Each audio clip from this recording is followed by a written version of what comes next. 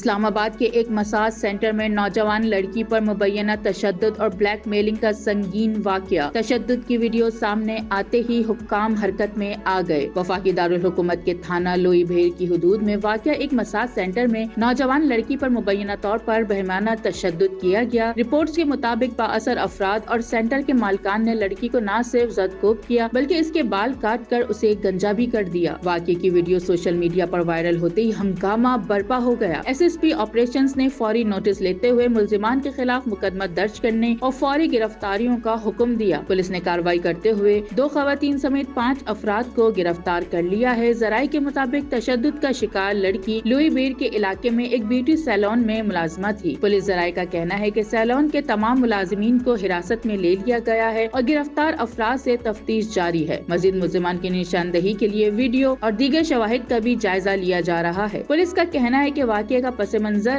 اور محرکات سامنے آنے کے بعد مزید گرفتاریاں بھی متوقع ہیں۔